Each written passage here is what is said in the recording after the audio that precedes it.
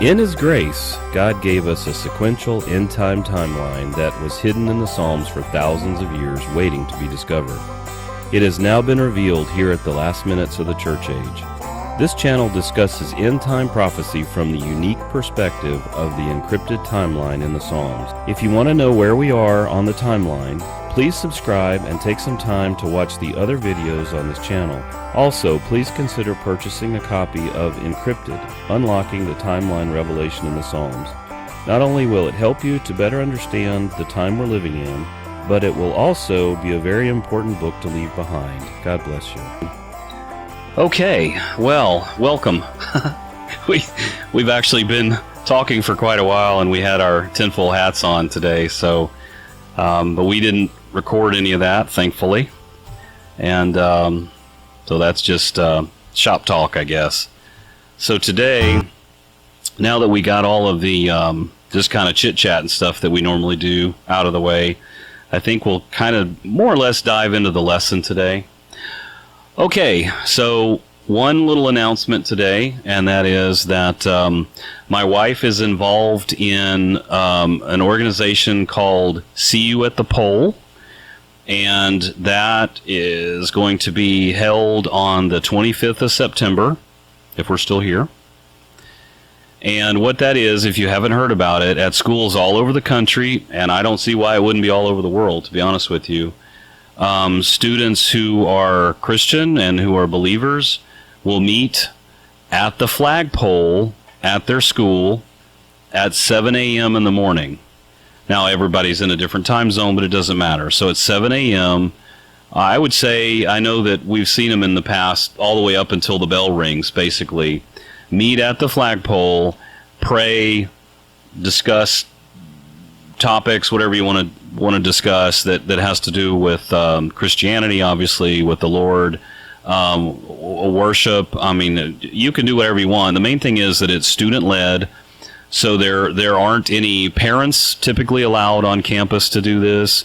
You can't go on campus and promote it, but if you have children of any age and you would like for them to go out on September 25th and meet at the flagpole, hopefully there are other kids there. But yeah, it's a great thing to do. We've done it. What we do is we stand on the other side. There's a park at the high school where we're at, and we'll stand on the other side. And, you know, of course, our son hates that because he's like, oh, gosh. but anyway, there have been some of the towns around here have had great turnouts for it. Now, again, this is national, so I know we've seen videos of really amazing turnouts at not just Christian schools, but at all kinds of schools. And so if you want to get your students involved in that, that would be really awesome. It's a way to show the rest of the school that, you know what, they're not ashamed. They're not ashamed of the gospel. They're not ashamed to be Christians. They're not ashamed, and they want to actually, express that, their faith and their beliefs even at school. And it's a good conversation starter, I would say, too. When other kids see that, Billy Bob is out there at the flagpole, what's that all about? Well, it's a great way to start a conversation about the Lord. And we're in the last days, there's no doubt about that. So time is short, so now would be a really good time. Anyway, as usual, I'm rambling a little bit. So we're going to get started tonight with the lesson. And what we'll try to do, I actually purchased a new microphone that was going to be pointed at those who are here tonight so that everybody can hear questions. I've actually purchased 4 microphones now in all for that purpose, and they either work for a little while and break, or the wiring something happens, it seems like, every time. So I purchased a really legit one, and right out of the box today, it finally showed up today, and I was excited about it, but it didn't work. Like, I tried it on 3 different, I tried it as an input on 3 different devices, and it didn't work at all. So, I don't know. We'll wing it again. So what we'll do tonight, if there's a really good question, not just nonsense, because we get some nonsense sometimes, but if there's a good question, what I'll do is just kind of pause, and then I'll try to restate the question so everybody knows what we're talking about. So does that make sense? Okay. So tonight, I am going to do more reading and stay more structured because we're going to get out of here on time. And just for those of you who are watching by video at some point, we have been here, I would say, typically for at least 3 hours, most meetings, right? And this is a meeting. This isn't just a lesson. So we talk about all kinds of stuff. And I usually cut a lot of that out. So if you're watching a video and it's an hour and 20 minutes or so, well, we were here 3+ hours talking and having a good time and whatever. So anyway, I don't think anybody really wants to watch all that. So here we go.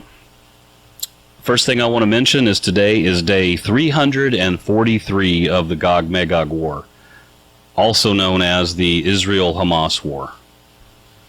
So, as I discussed, the fact that it could be, or there's evidence that it could last a year, and then, the end will happen according to Ezekiel 38 and 39. That means that at 343, we are just a few weeks away from possibly seeing some pretty amazing things. And so, okay, we'll just call this the news segment because I don't have any of this written down, but now I'm all excited about it. Watching and listening to, while I'm at work this week, I was listening to lots of news from Israel and around the region over there. And so at this point, I think last week I mentioned that a leader from the Houthi rebels was basically saying that all of the Muslim world needs to rise up and start jihad against Israel. In other words, attack Israel. Now, Turkey has Erdogan, the Prime Minister of Turkey. He's done the same thing, basically. So there was a Turkish-American woman who was kind of in the wrong place at the wrong time, throwing rocks at the wrong soldiers. And in what's called the West Bank, which is Judea and Samaria, if you're Israeli. They don't call it the West Bank. But anyway, so there was, I guess, a mob of Palestinians that were attacking with rocks and so forth some Israeli troops. And I think this was right around the time that the 3 civilians were shot at one of the border crossings with Jordan. And so, of course, they're on heightened alert also. And so they start getting pelted with rocks and such, and they fired back. And so a girl who was Turkish-American, so she had, I guess, papers for both countries, she was shot and killed. And so Turkey is not taking that lying down. So that's a little hook in the jaw right there to bring Turkey into this, even more than they have been. And remember, they also have troops stationed in Syria. More in the northern part of Syria, not really on Israel's border, but they're there nonetheless. And why are they there? So, okay, so we had the Houthis saying that. Now we had Turkey saying that. We know that Russia, whatever Iran does, whatever Iran does, Russia is going to follow because they are tied at the hip right now. And now Iran is saying the same thing. So they are going on the air saying that all of the Arab world, the Muslim world, because remember, they're Persian, they're not Arabs.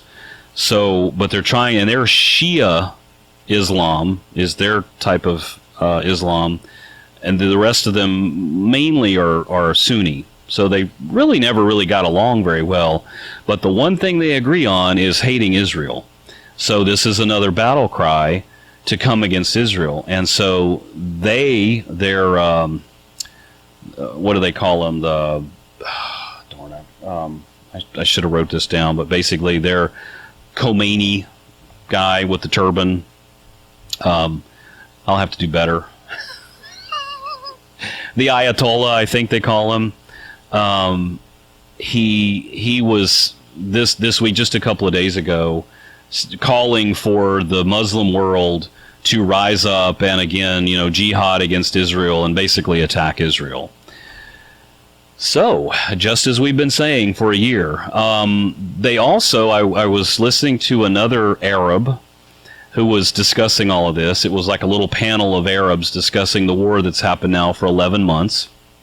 And he was basically saying exactly what we've been talking about in this meeting, which is that they are they are basically, it's death by 1,000 cuts, and this is intentional, and they are basically, whittling away at Israel, and now they're saying that Israel cannot win.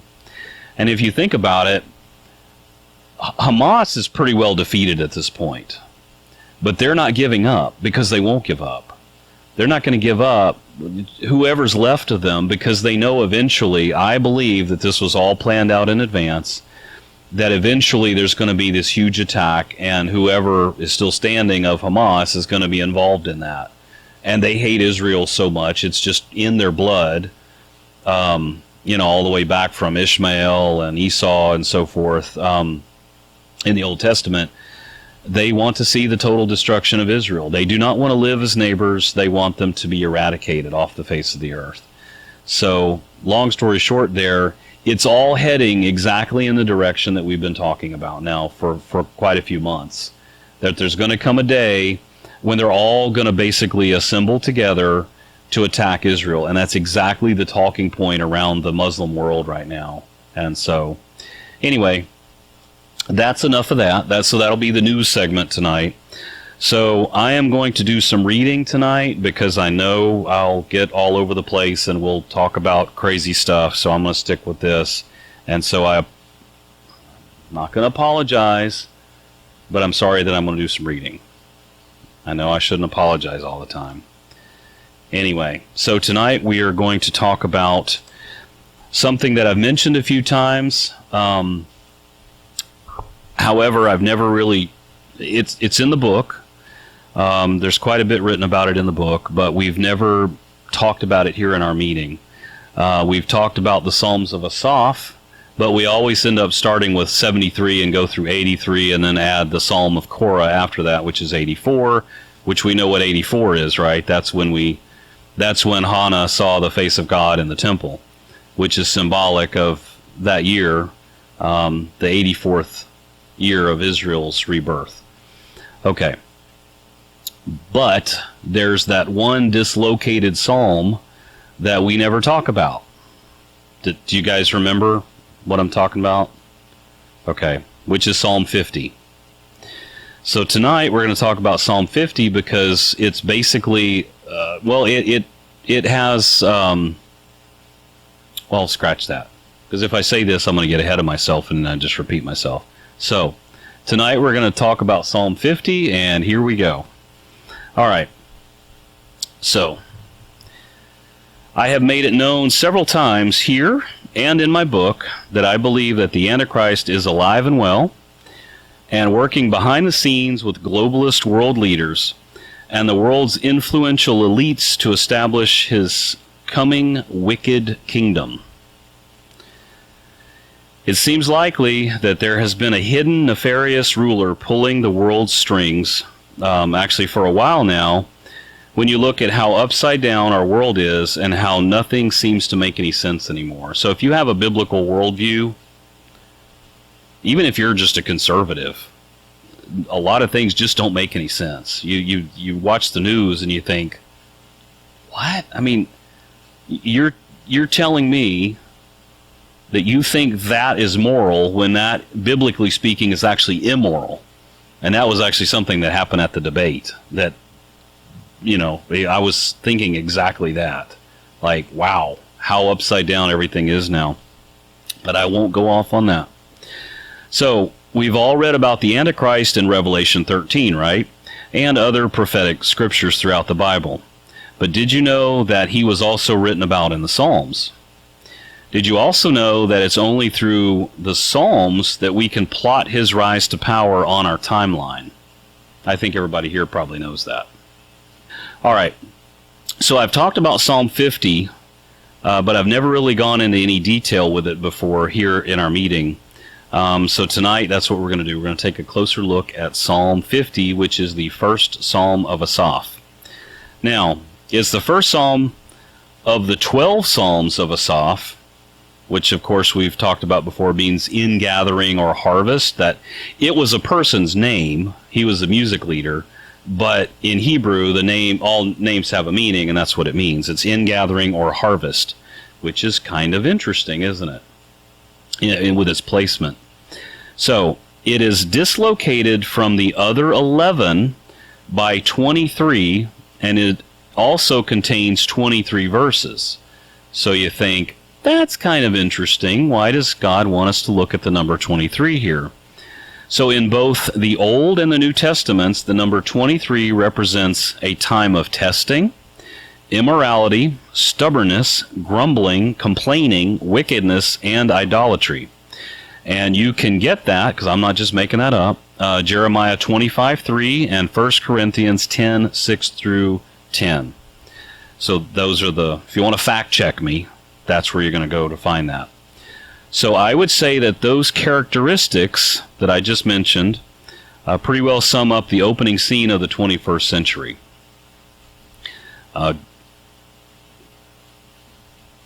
Right? I mean, yeah, so let's see here. We've got immorality, check. Stubbornness, check. Grumbling, complaining, wickedness, idolatry, and it's a time of testing, and I think we've all been tested. So anyway, similarly, in the Bible, the number 11, because remember, the first Psalm of Asaph is dislocated from the other 11. So there's 12 in all, but there's 11 over here by themselves. The number 11 is usually associated with elements of the Antichrist, such as, here's some more words, rebellion, turmoil, judgment, betrayal, idolatry, bribery, unfaithfulness, false or incomplete government, and the Antichrist himself, as he is the 11th horn, or what's known as the little horn in Daniel 7. Well, there were 10 horns, and then a little horn rises up. That makes him the 11th. Even though it doesn't actually say he's the 11th in the text, if you can do some simple mathematics, you'll figure out he's the 11th. So, 23 Psalms after Psalm 50, the 11 Psalms that make up the main body of the Psalms of Asaph starts with Psalm 73. I'm saying this slowly so that everybody can kind of follow along, because it gets a little tricky.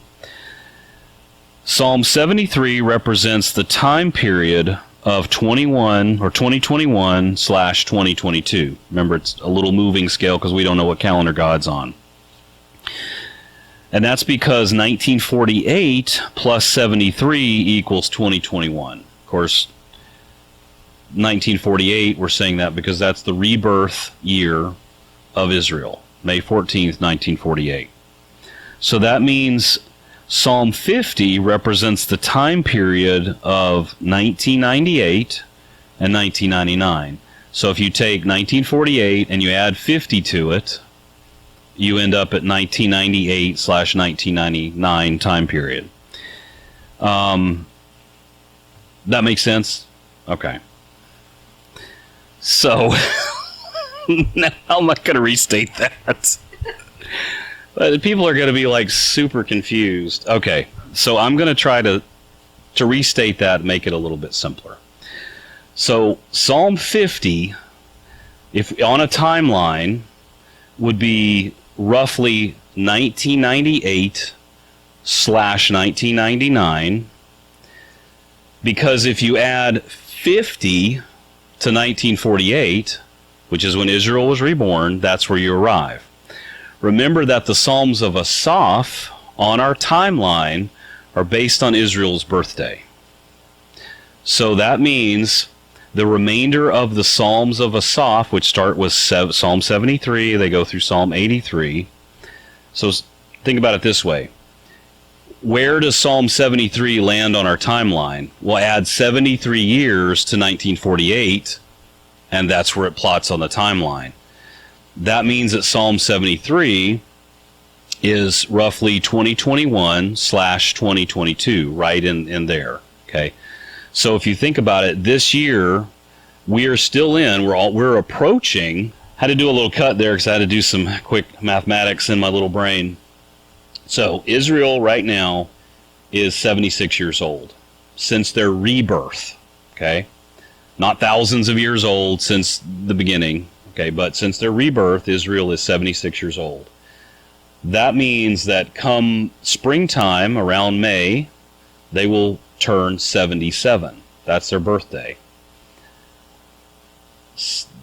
Psalm 77 indicates that that's the beginning of the tribulation period. Don't want to scare anybody, but that's how close we are. So that's kind of crazy, huh?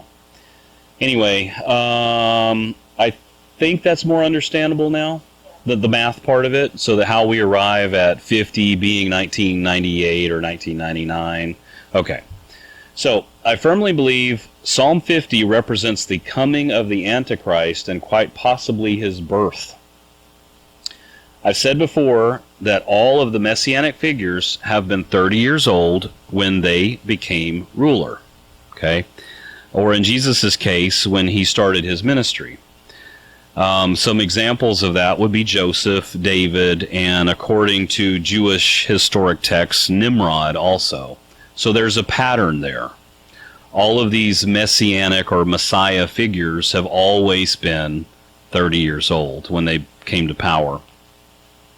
So here's another interesting tidbit that I mentioned once before, but I didn't give a lot of detail. I think we were just kind of talking, and I think Zarina might have been here, and we were talking about it.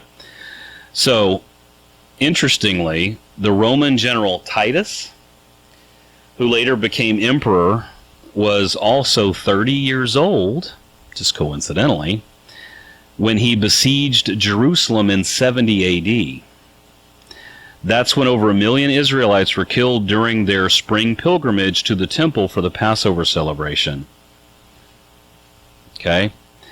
However, it appears that Christians knew to flee from Jerusalem and Judea because of Luke's gospel, which said, and I'll read it, so here's what it says. Well, let me just say this real quick.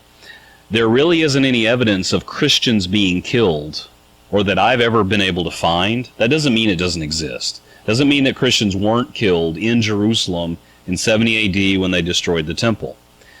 But I can't find a lot of historical information to say that there were a lot. It just seems like the Christians weren't there. It was the Jews, you know, the rabbinical type.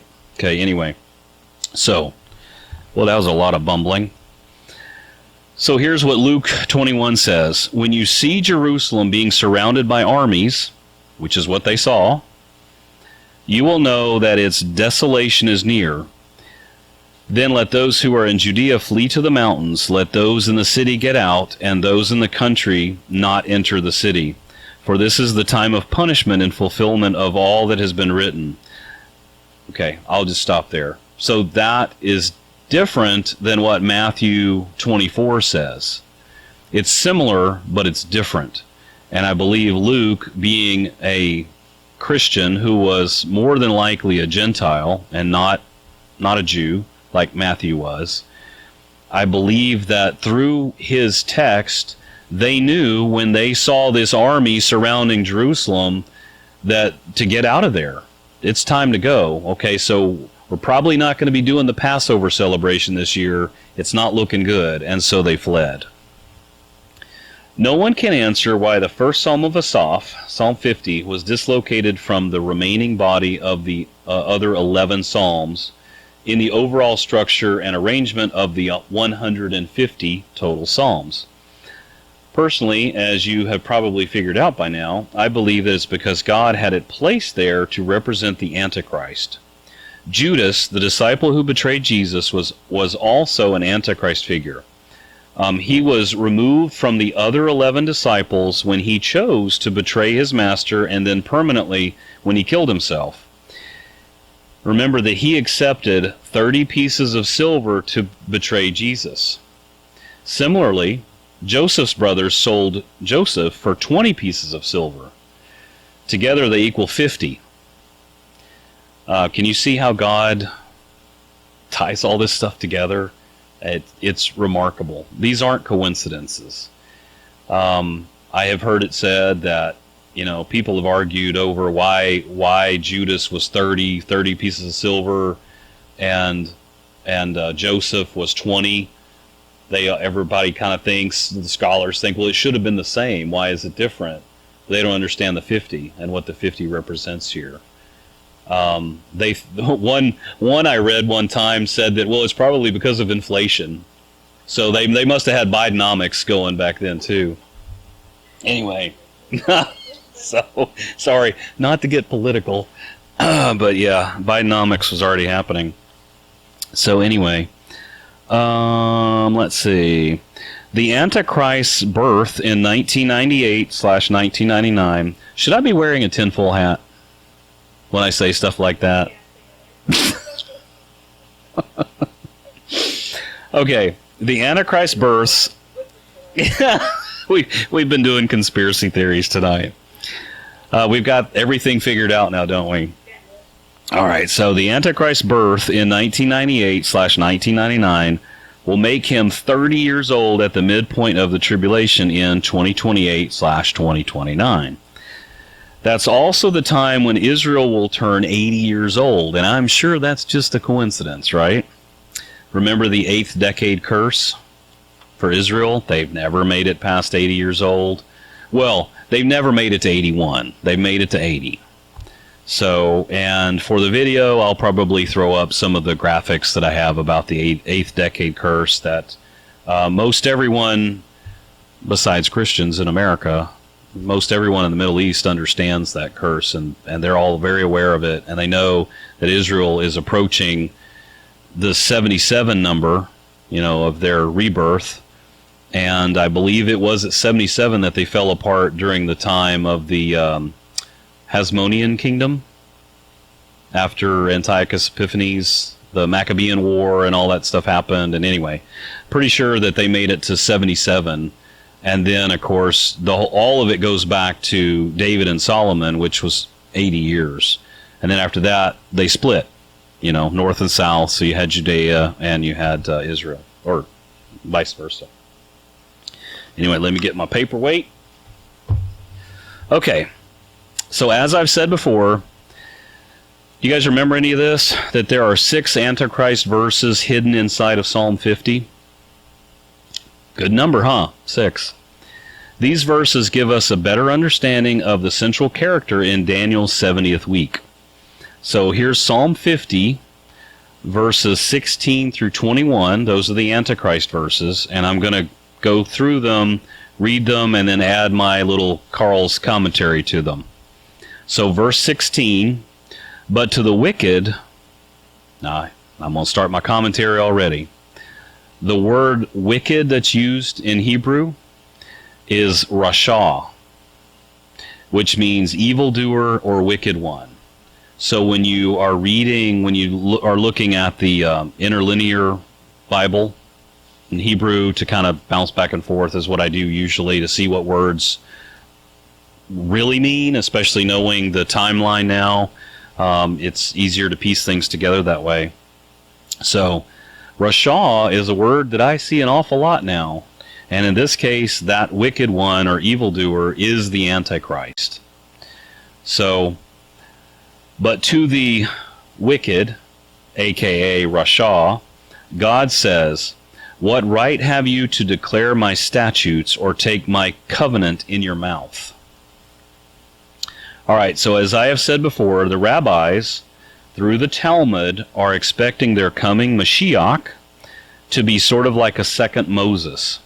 I believe he will fool the religious Jews into believing he is the wisest Torah scholar ever.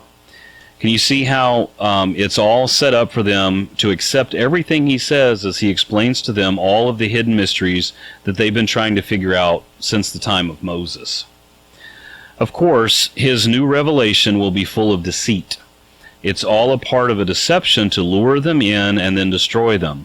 At first, he will act like a religious Jew himself, basically, and a descendant of King David, which he has to be a descendant of King David.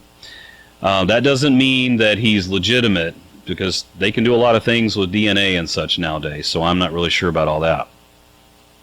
So at first he will act like a religious Jew himself. I already said this, so I'll cut that out. Israel will be on top of the world after the Gog-Magog war and the signing of the 7-year covenant, which will supposedly usher in a time of peace and safety. Now, where have we heard peace and safety from? And then sudden destruction comes on them. 1 Thessalonians 5:3. The rabbis believe their coming Mashiach will also demand that all Gentiles of the world will abide by the 7 Noahide Laws. Anybody heard of this before? I continually, when I listen to rabbis, a lot of them in America, some in Israel, talk about the time of the Mashiach, their age of the Messiah, basically.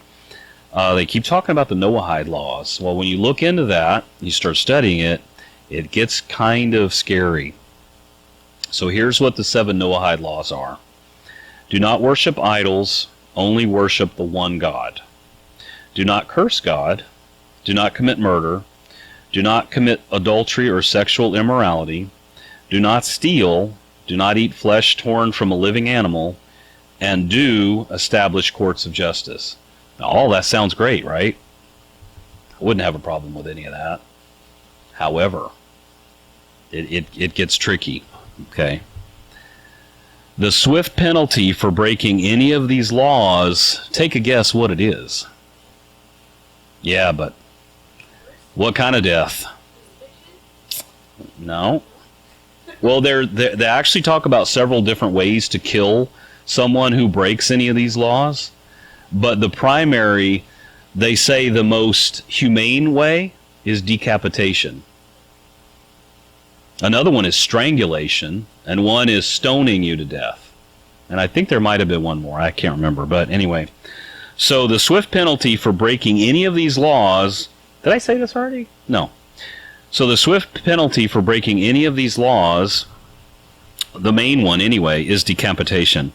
That is according to the Rambam, Maimonides, we've talked about him before, in the Mishnah Torah, and according to the Talmud, which is, just in case you want to fact check me, Sanhedrin 56a. So there are 2 witnesses to this in their literature. So it's not in the Bible, but in theirs, and they fully believe in the Mishnah and the Talmud. Maybe I would say even more so.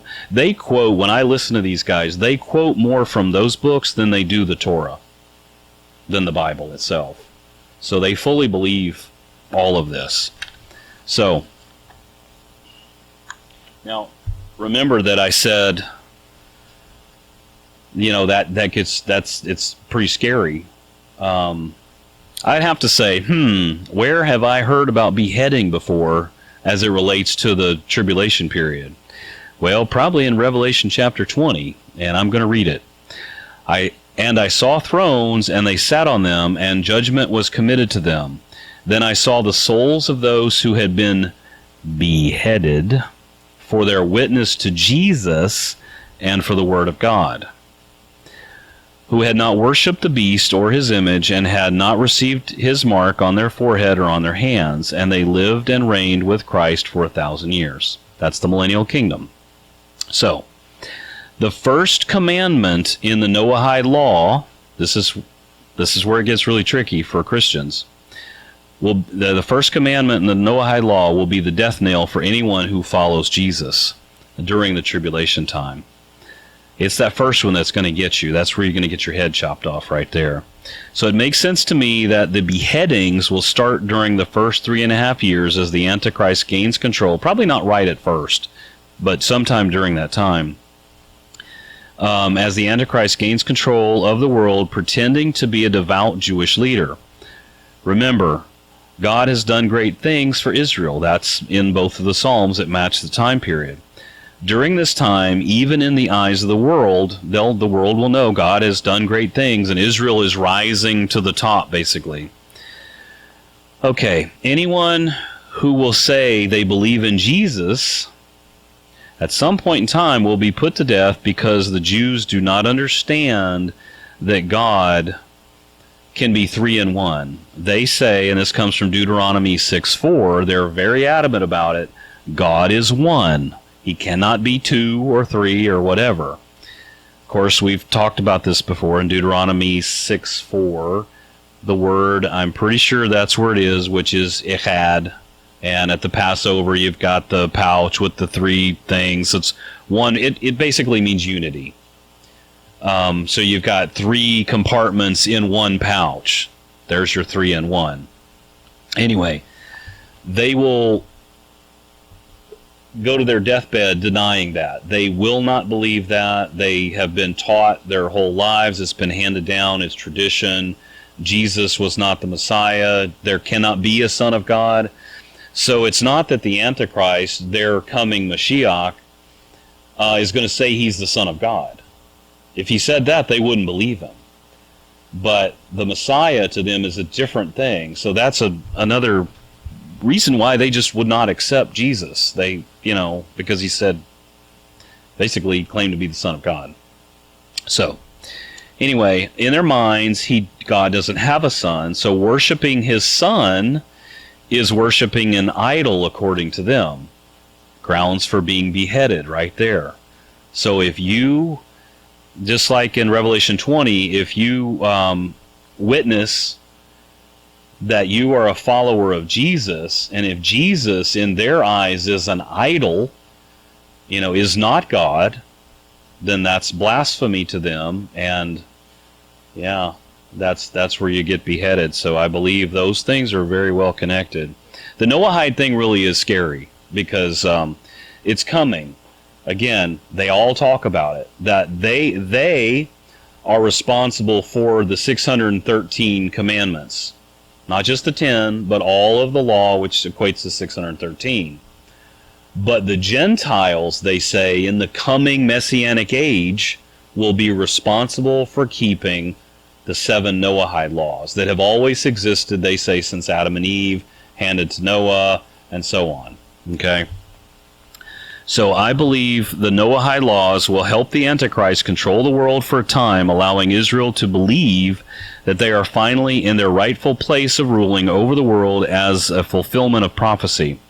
Remember, all of the Old Testament prophecies that we know will be fulfilled in the millennial kingdom under Jesus. That made absolutely no sense whatsoever. So I'm going to try that again. I believe the Noahide laws will help the Antichrist control the world for a time, allowing Israel to believe, anyway, that they are finally in their rightful place of ruling over the world as a fulfillment of prophecy.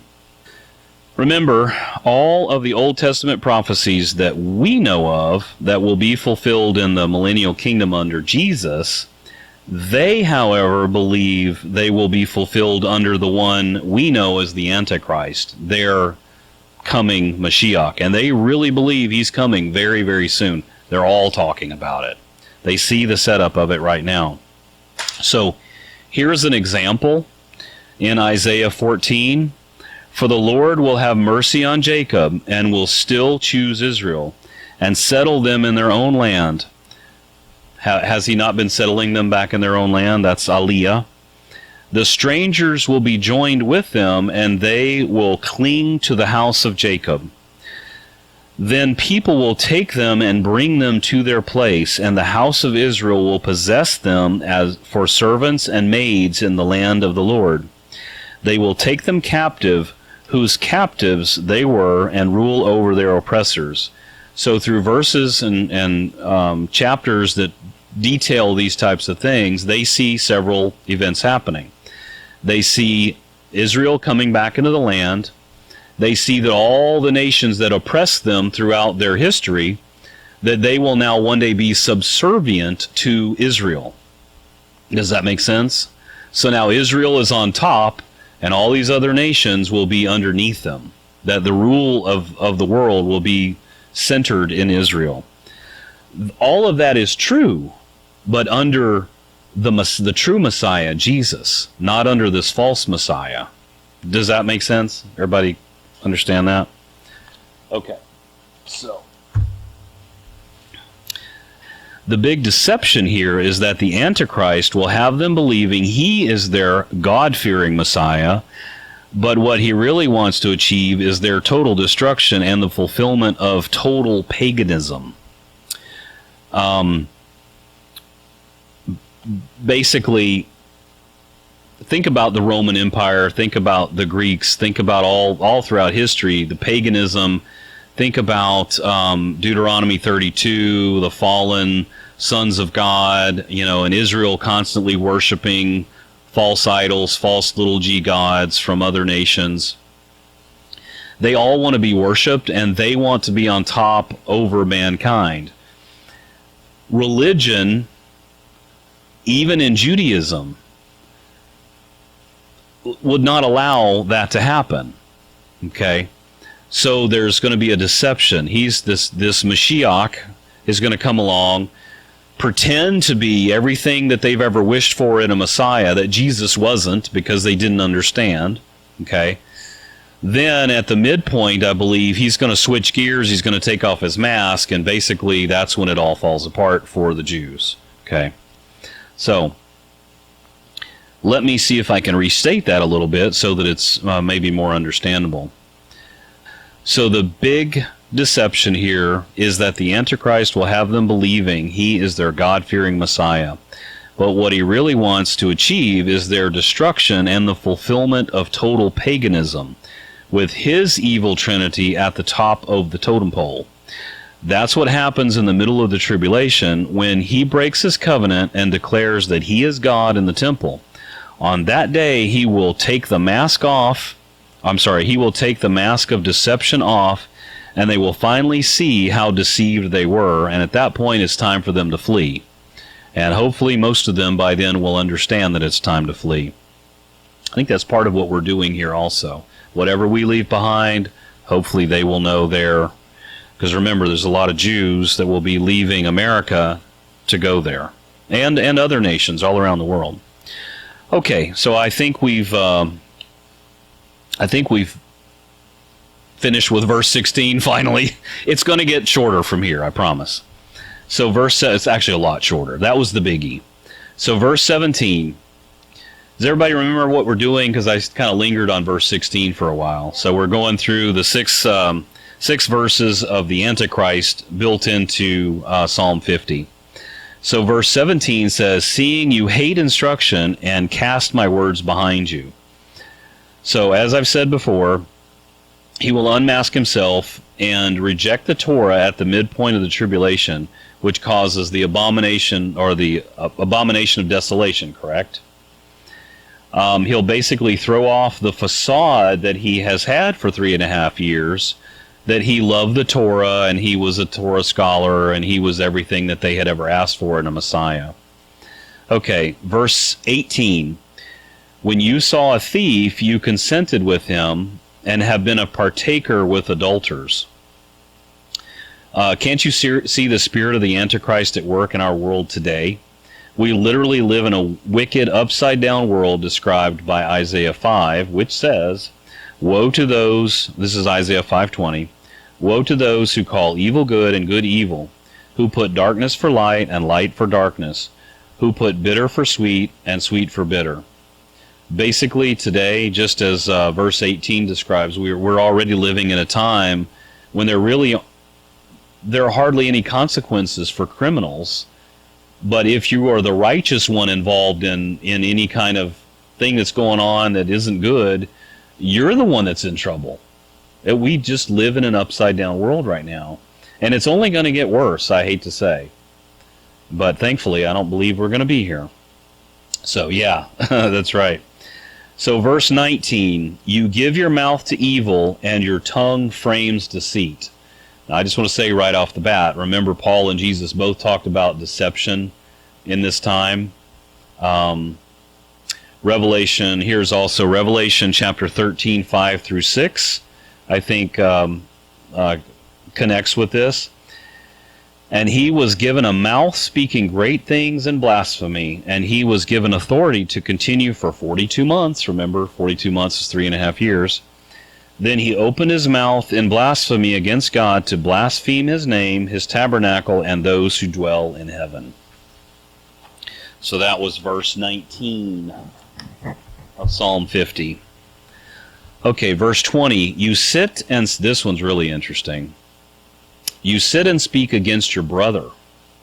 You slander your own mother's son." I believe that your own mother's son represents Jesus in this case. Israel, according to Revelation 12, and other places in the Bible, but Israel in this case is the mother. Okay?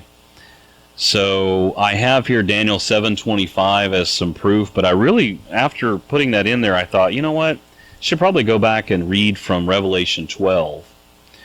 So Again, verse 20 says, you sit and speak against your brother. Now remember that I've stated several times that the only Mashiach the religious Jews will accept is one who is of the tribe of Judah.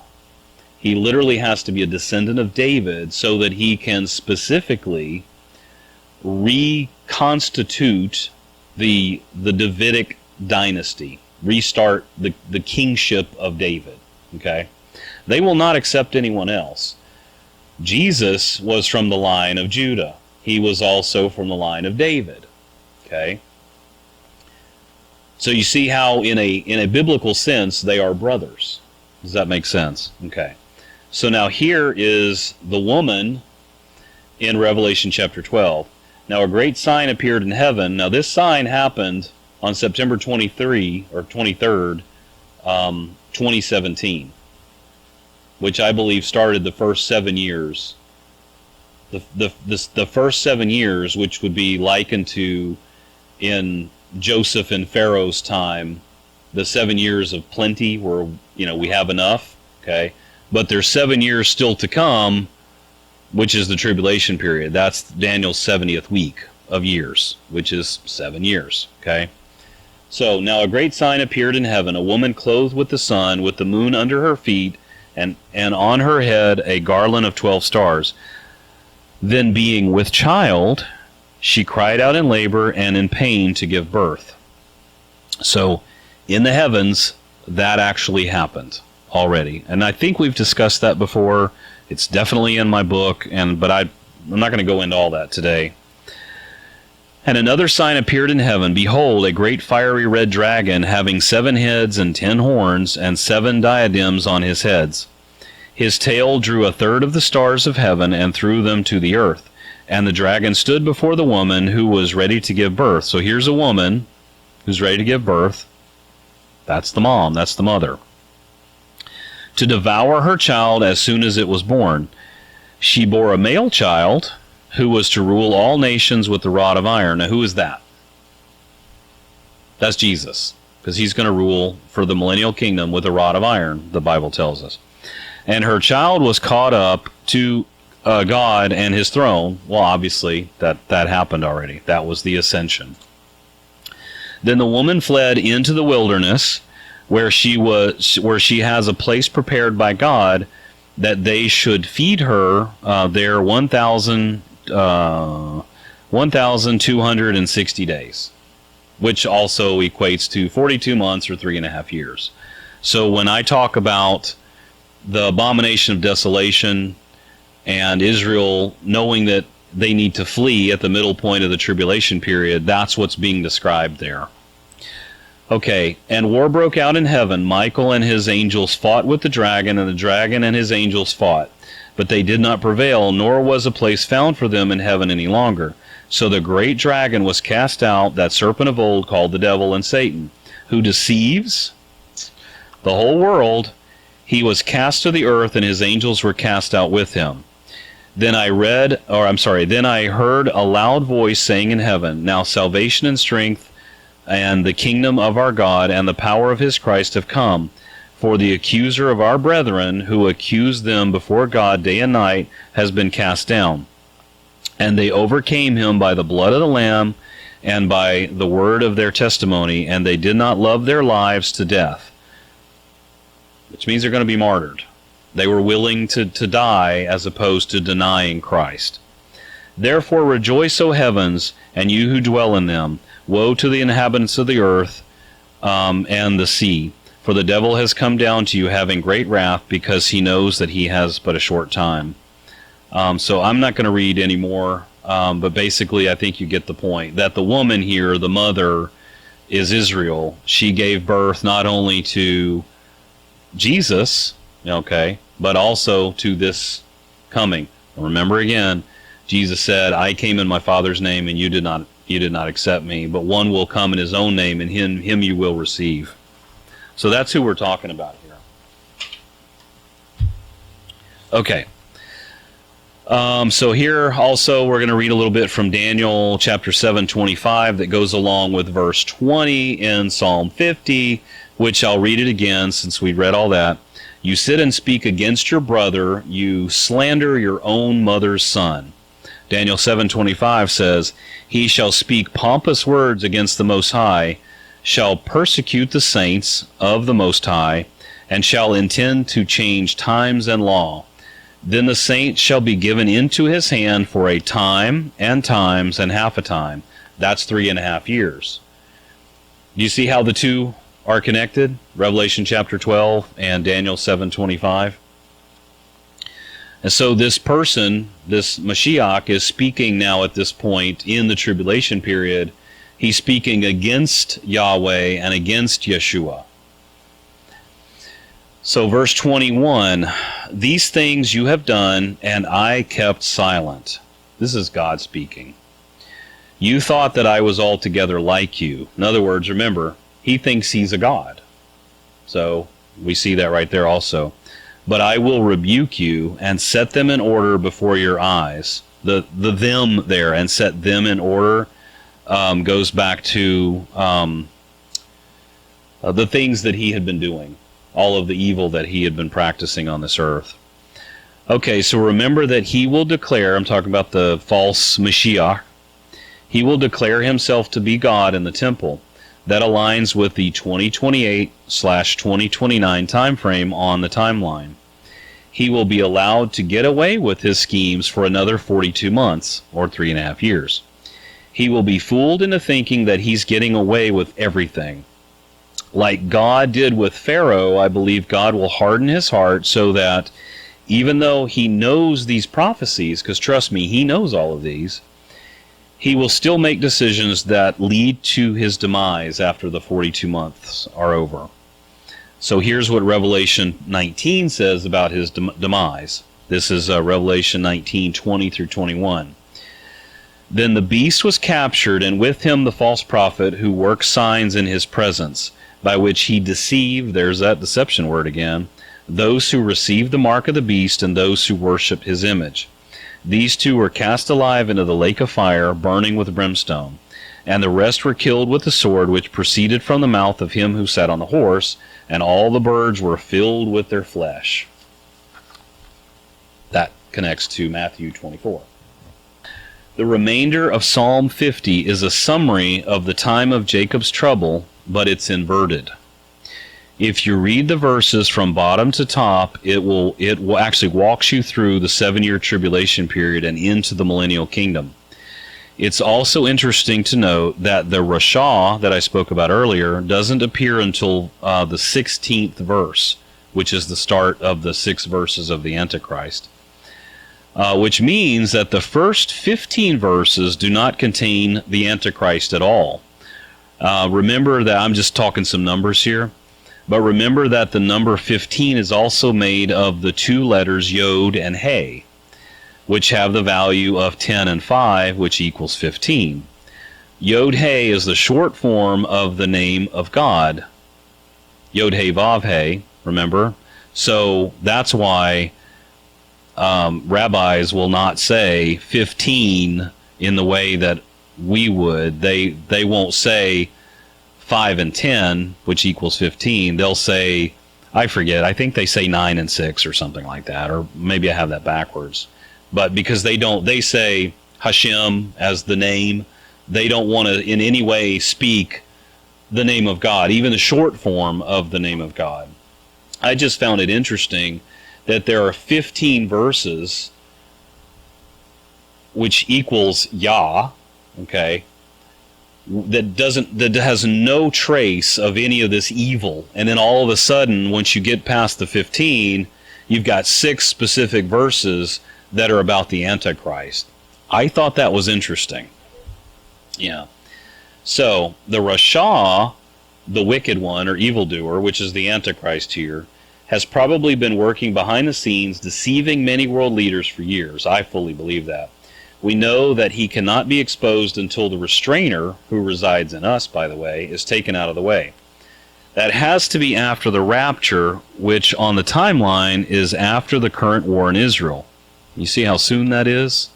That gives me chills just thinking about how close we are to all of this happening. And we know this about the restrainer and being taken out of the way from 2 Thessalonians chapter 2, 7 through 8, which I am going to read tonight.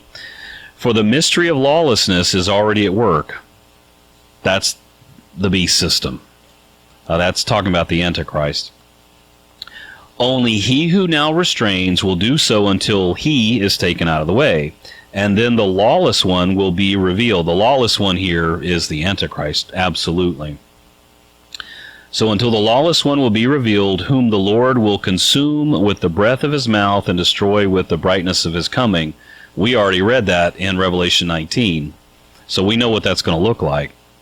So personally, right now, with where we are on the timeline, I am waiting and watching like no time ever before. I mean, we are really standing at the doorway, I believe.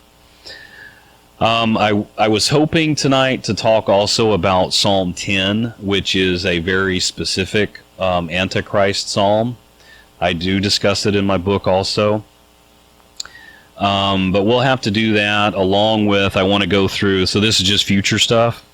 I want to do Psalm 10.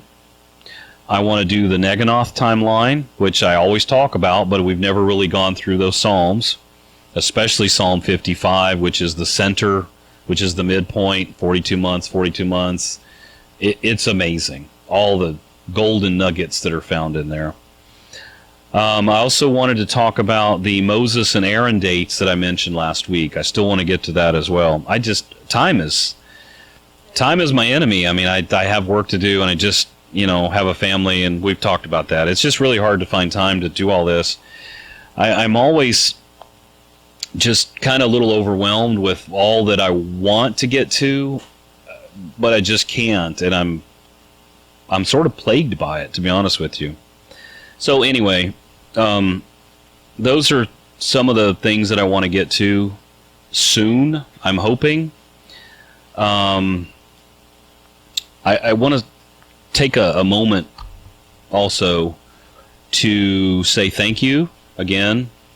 I always have to say this because I am really humbled by some of the just wonderful comments. They touch my heart, and it gives me encouragement, because there are days, it's hard. I'm working and I'm torn because I want to do this, but I have to do that, and so it's hard. But the encouragement, and especially the ones that just basically say, you know what, it's all good, because I don't really know how to describe it, but basically I'm touched. And there are some people who are wanting to help also with the little ministry.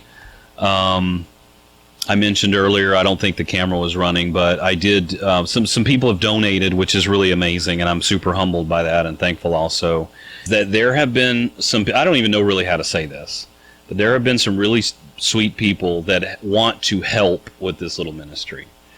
And I haven't been able to respond to, well, I've tried this week. I sat down for hours and responded to a handful of things, but I really want to truly take enough time to respond to comments and questions and such, and that's been really hard to do lately. But anyway, well, let me get back to the point, is that there have been a few people over the last months that have asked how they can help. I don't know. That's a really good question. I have always been a do-it-yourselfer.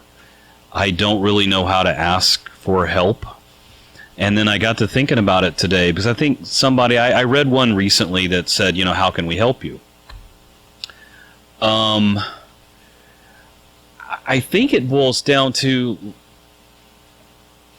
I don't know. I really don't know. But I'm thinking about it.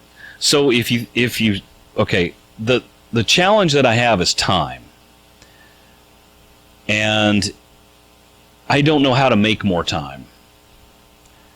I have to do my work, so I could say, yes, if you can come and sand this car, well, that would be helpful, because while you're sanding the car, I can be doing this. I can be studying and writing and, going on to the, but that's just not possible. So everything that I have to do in here is very specific. It's very time consuming. I am building very detail-oriented cars that are show quality, basically.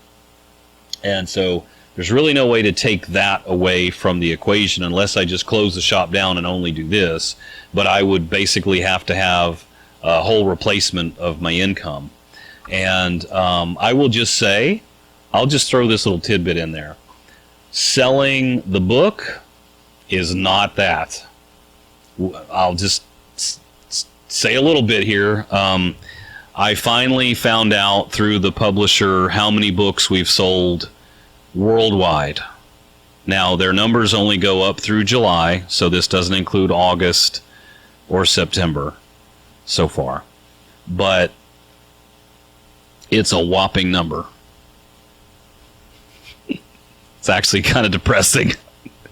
I'll be honest with you, because in my mind I'm thinking, well, maybe these books are out there all over the world in big numbers, so that when the rapture happens, people will get their hands on it, and it's really going to help them. I totally believe that. But as of the end of July, there have only been 104 books sold worldwide.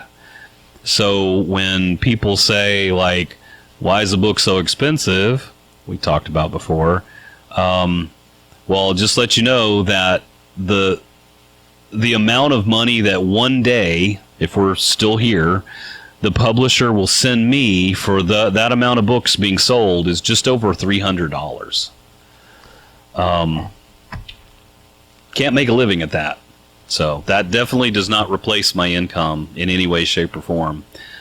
We won't be taking a world tour based on that, or coming to a town near you to do book signings, because I don't think we would make it to Fresno on that. So anyway, I wasn't really going to talk about that, but it's, I don't know. It's interesting. It's sort of a behind the scenes look at how this kind of thing works. And, I didn't suspect when I finally got into the page on the website where I can kind of see what's been going on behind the scenes. I didn't expect for it to be a New York Times bestseller, but at the same time, I can probably tell you 20 people that have bought it right here locally. So that means that only 80 some odd people around the world have actually bought the book. So anyway, for about half a second, I was disappointed by that, but I remember we talked about it one night here. And the reality is that maybe it's not to change the world today. Maybe it will be in the hands of the right people during the tribulation period, because literally it's a timeline that God established, and during that time they will be able to know what's coming. They will be sort of how I mentioned the Christians that knew to flee out of Jerusalem when they saw it surrounded by armies. In the same way, they can better navigate through the tribulation period, because the book actually takes you not only to the tribulation, that's the time we're in now, but through the tribulation and into the millennial kingdom. So I just pray that it's a blessing to whoever gets it. I pray every day that whoever listens to this and whoever reads the book is blessed. I pray a blessing over everyone. And if you want to leave that book behind, that would be really awesome. Anyway, so okay, where was I? So in closing tonight, I wanted to talk about the protection of Israel, because I think this ties in with the Antichrist. So we know that God is going to protect Israel from the coming invasion, right? When the armies, the coalition of Gog and Magog, when they attack Israel into their land, God, as we know from Ezekiel 38 and 39, that God is going to have the victory, and he will supernaturally protect Israel against all odds. We know that for certain because we have read all of the prophetic scriptures, not only Ezekiel 38 and 39, but you can also see that in Isaiah 17, Isaiah 18, Psalm 124, and Psalm 76. And I would also add to that Deuteronomy 32, because it's in there as well. Do you know, have you thought about the fact that the Antichrist also knows and understands these same scriptures? But remember, it's all about deception. So, I would love to just talk about this right now. but I know we'll be here for another hour, so I'm going to stick to what I wrote. So don't you think it's likely that the Antichrist will ride in on his white horse at the conclusion of the Gog-Magog war to take the credit for saving Israel? That's what the rabbis are expecting to happen. They believe their Mashiach is going to come out of the Gog-Magog war.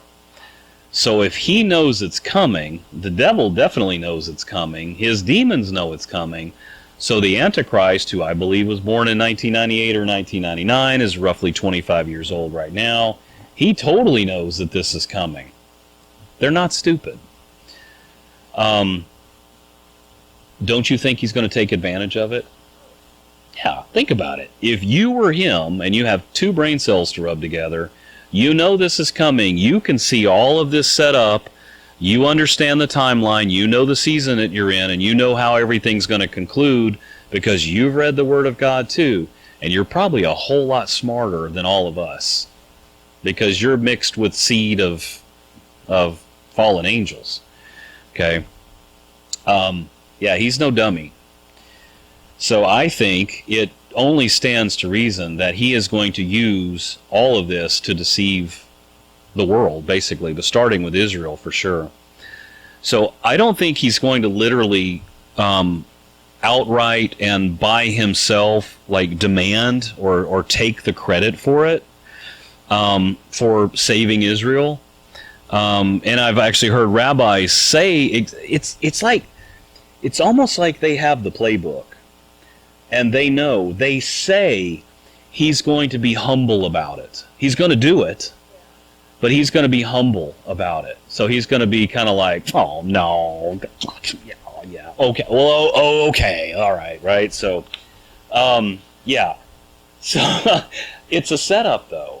I totally see it's a setup. He's basically going to say, he's going to ride in on his white horse, metaphorically speaking. But we see that in Revelation too, right? He's the rider on the white horse with the bow. So he's basically going to, after however this works out, and they're going to be praising him, and he's basically going to say, I wrote this part down. Oh, stop it. Please don't honor me in that way. I'm just a simple lad. I'm just a poor boy from a poor family. It's going to be something to that effect. And as I wrote that song from Queen hit me. Yeah. Just a poor boy from a poor family. And I went and looked up the lyrics. Oh, wow. Uh-huh. Remember, Beelzebub has the devil put aside for me. And I can't sing. Sorry. I almost borderline sang something there, and then everybody would have to turn their speakers off because I am a horrible singer. But, yeah, as I was writing this today and thinking about how he's going to be like, oh, no, I'm humble. I'm just a poor little boy from a poor family. And I'm like, wow, those are lyrics to a song. And then I don't know, I was just prompted to go look that up. And wow. What was that? Probably the late 70s, I think.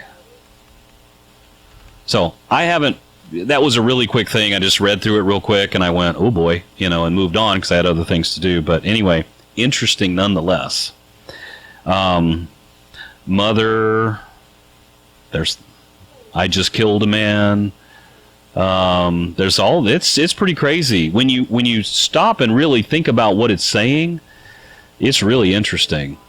And you think about it from this perspective, like, who the heck wrote this song, and what in the world is it about, really? And if you stop and think, this is neither here nor there, and I wasn't planning to talk about this tonight, but if you realize that a lot of the things that we watch and listen to, you've heard of someone's muse, well, that's probably a demon giving someone, speaking into their head what they're writing. So their muse is not just from the universe, it's a demon. And so was that song prophetic? Was it? I don't know. But when so anyway, right here people are reading it and their mouths are open going, oh my goodness. Because here I am, when I was a teenager, driving in my little 280Z, just a poor boy from a poor, whatever. And then Beelzebub has the devil put aside for me.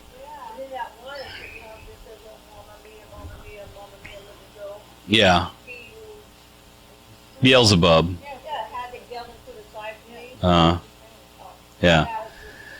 So, yeah, according to the Key of Solomon, Beelzebub is the top demon. He equates to, in many ways, the possibly, I would say, maybe the demon that will inhabit the Antichrist. Now, eventually, it's Satan is going to take over, but I mean, I don't know. That's speculation, but when you look at the fact that if you read the Key of Solomon and some other writings about it, you find out that Beelzebub, being the top ruler, he has 66 legions of demons under him, plus all of the other higher-ranking fallen angel demons, whatever, and all of them have multiple legions. So you're talking millions of demons here. And he's associated with science. He's associated with the sea, chaos. And I think I mentioned before in one of our meetings, like, how the book of Revelation tells us that he's going to rise out of the sea, and everybody then connects that over here and says, well, that's the people from people. I don't think that's what that means at all. I have a different take on a lot of things, and some people probably think I'm crazy, but I don't know. We'll see. But I hope we don't see, because we're not here. Anyway, I am so sorry, because I was not going to talk about Queen or that Bohemian Rhapsody. But interesting, earlier we were talking about the Bohemian Grove. Oh, my goodness. Sorry, the camera wasn't on. We had our tinfoil hats on. We were talking about all sorts of conspiracies.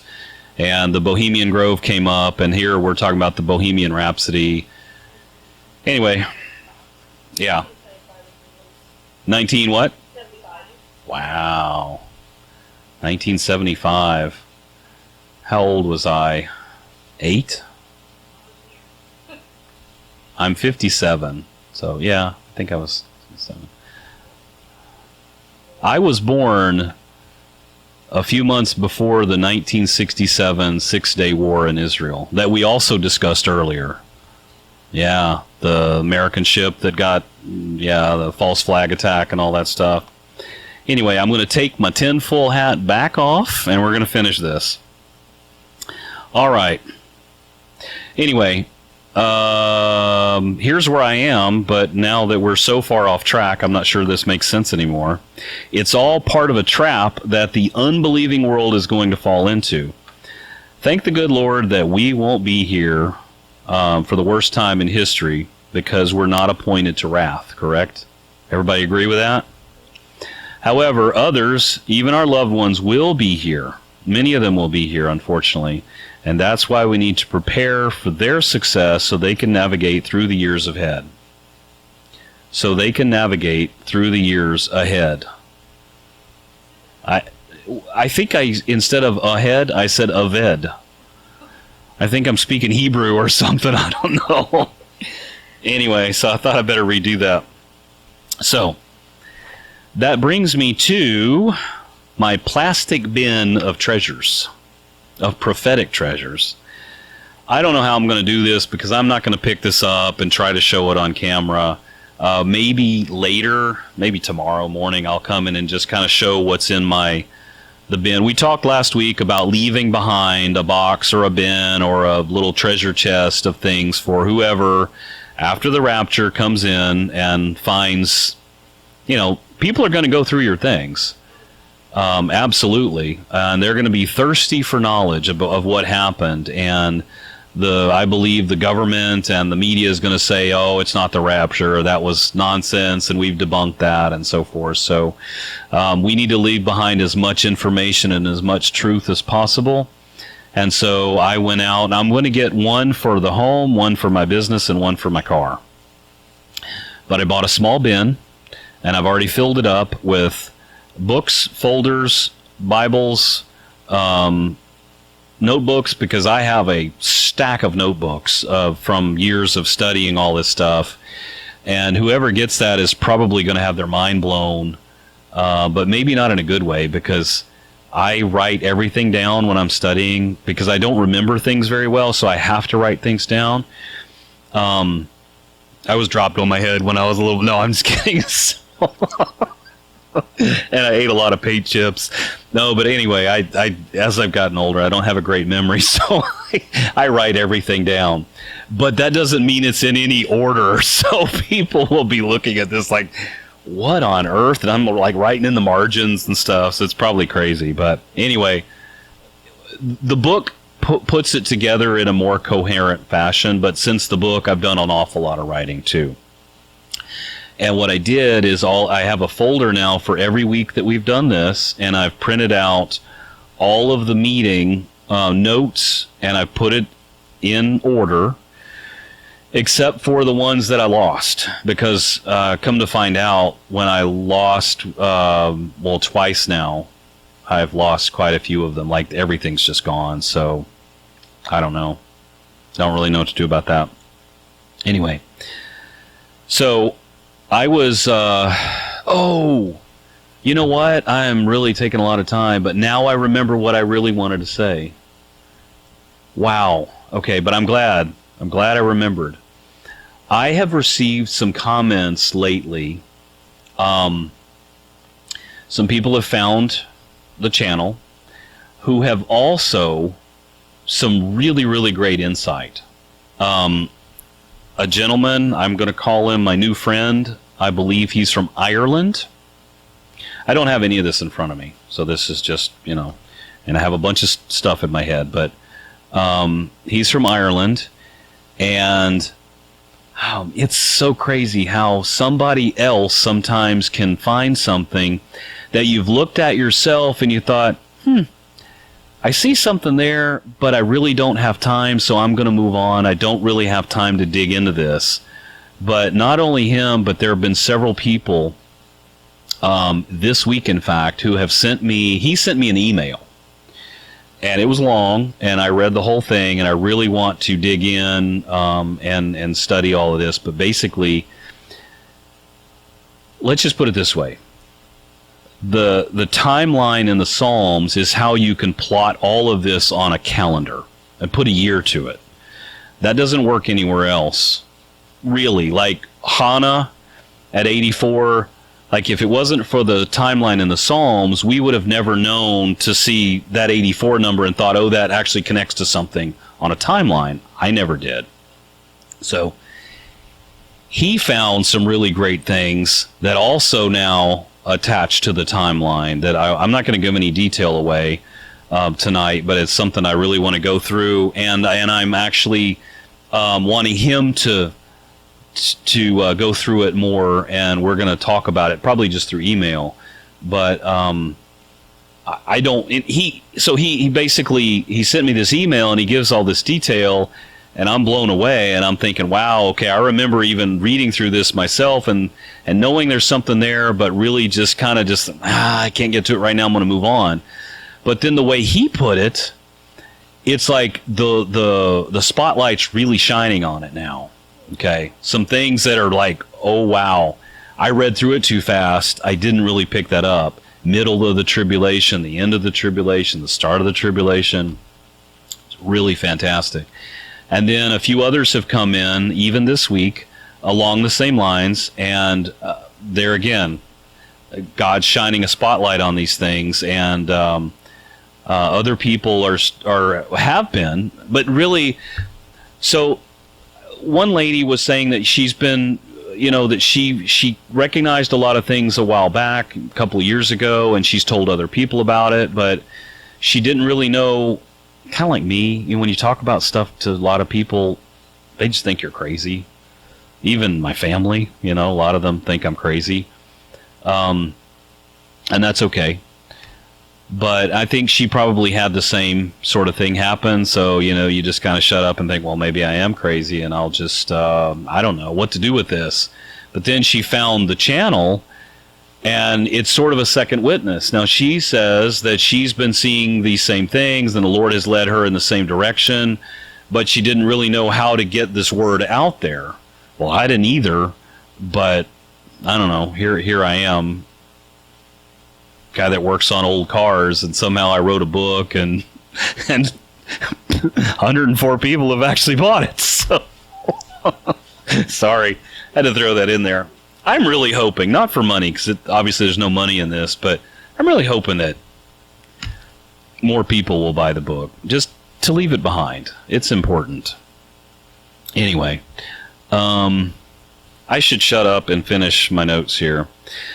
So what I really wanted to do tonight is this is how I remembered that, is because I was about to read Jeremiah 16, 14 through 18, because somehow this hit my radar today as I was just working. And I don't know, something just prompted me to go look up Jeremiah 16. And so I did. And I thought this was really amazing, because this hasn't been on my radar. I mean, I've read through it obviously before, but it really didn't. There was no light shining on it. But as of today, there was. So I'm going to shut up and read it. However, the days are coming, declares the Lord, when it will no longer be said, as surely as the Lord lives, who brought the Israelites up out of Egypt, but it will be said, as surely as the Lord lives, who brought the Israelites up out of the land of the north, and out of all the countries where he had banished them.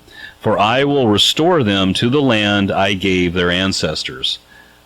Okay, that time is right now. This is the time when they're coming out of all those countries and in the tribulation.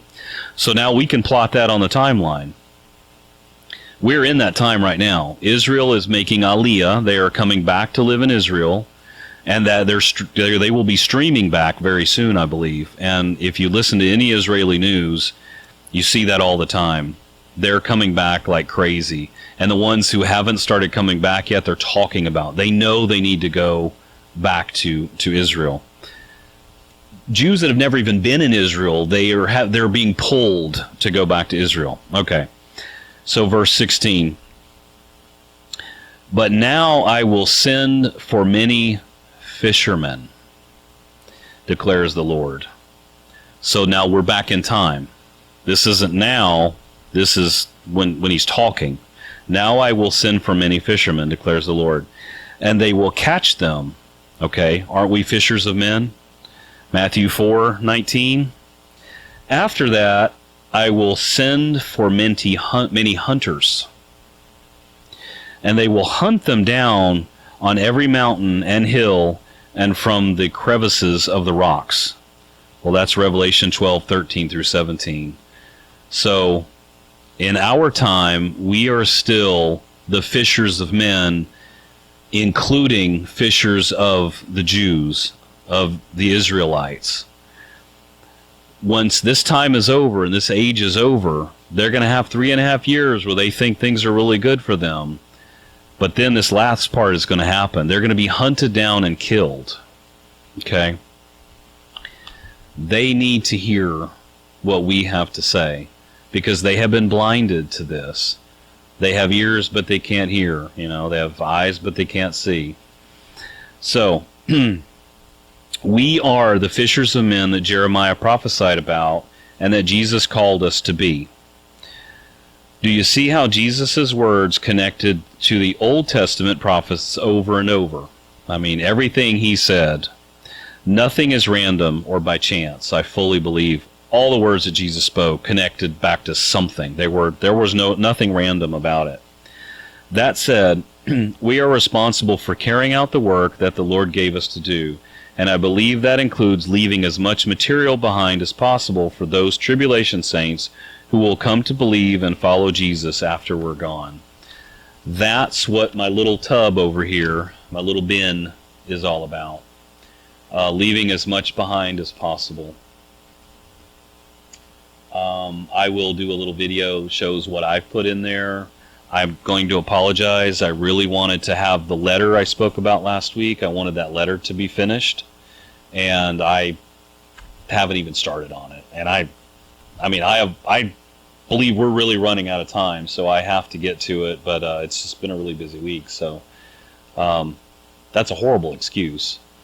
But at least I went and got a bin, and I put a lot of stuff in there, and I will finish it, and then I will also have, I will build 3 of them and make copies and stuff like that. I want to get some tracks, which we probably have some at home.